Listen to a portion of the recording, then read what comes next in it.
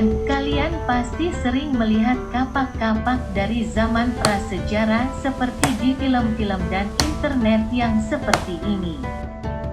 Lalu apakah benar kapak-kapak prasejarah yang ditampilkan di film-film dan internet sesuai dengan keaslian sejarahnya? Penggunaan kapak batu sudah ada sejak zaman prasejarah atau lebih tepatnya zaman batu, di mana saat itu alat yang juga disebut kapak genggam ini merupakan alat pendukung dalam aktivitas kehidupan sehari-hari manusia pada saat itu. Di mana pada saat itu zaman batu terbagi menjadi 4 periode, yakni zaman batu tua, batu tengah, batu baru dan batu besar. Alat ini juga merupakan salah satu peninggalan dari zaman batu. Karenanya banyak dari masyarakat yang sudah tidak asing dengan penggunaan alat ini. Merupakan sebuah kapak yang dibuat dari batu. Meskipun tangkai sebagai alat genggamannya tidak menggunakan batu melainkan memanfaatkan kayu sebagai bagian yang mudah dipegang ketika memakainya.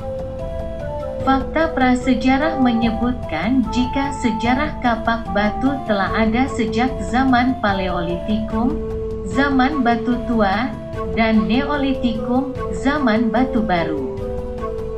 Jenis kapak yang berada pada zaman batu tua diantaranya kapak genggam dan kapak perimbas. Sementara pada zaman batu baru, jenis kapak batu yang digunakan adalah kapak persegi, kapak lonjong dan kapak bahu. Untuk Indonesia, khususnya di daerah Papua, kapak batu di Papua berupa kapak lonjong telah ditemukan sebagai salah satu alat peninggalan zaman prasejarah. Kebanyakan kapak lonjong dibuat dari batu kali dengan warna yang terlihat kehitaman. Namun bentuk keseluruhan ciri-ciri kapak batu ini adalah bulat telur dengan ujung yang lancip sebagai tempat tangkainya. Asal-usul penggunaan kapak batu terjadi karena ekspansi secara lambat kelompok penutur Austronesia dari Formosa ke Kepulauan Nusantara sekitar 4.000 tahun yang lalu. Hal ini juga dikarenakan kebiasaan bercocok tanam dan gaya hidup berburu, serta kondisi untuk mengumpulkan makanan secara berangsur yang terkikis. Hingga kebiasaan berburu sama sekali tidak pernah hilang di era berikutnya, para petani masih berburu serta mengumpulkan makanan untuk bisa bertahan hidup. Fungsi kapak batu yang pertama adalah sebagai alat memotong. Hal ini dapat dilihat dari penggunaan kapak genggam, khususnya dalam mencari makanan dan berburu. Proses pemotongan menggunakan kapak batu karena memang belum dikenal pisau saat itu. Kapak batu juga digunakan untuk menumbuk dan menggerus. Biasanya dipakai menumbuk biji-bijian sebagai bahan makanan saat itu.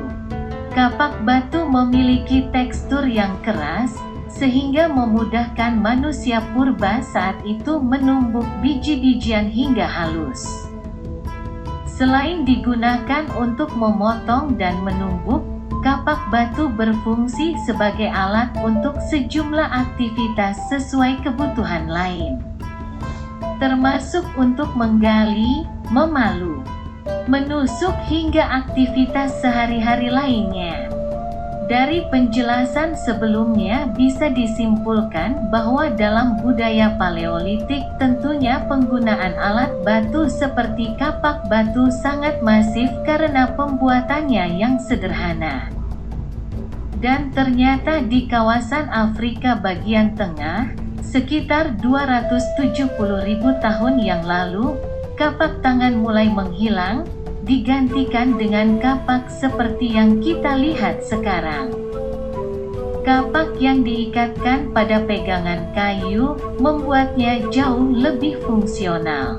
Kapak model ini dengan cepat menyebar dari Afrika, dibawa oleh manusia ke semenanjung Arab, Nusantara, Australia, hingga ke Eropa.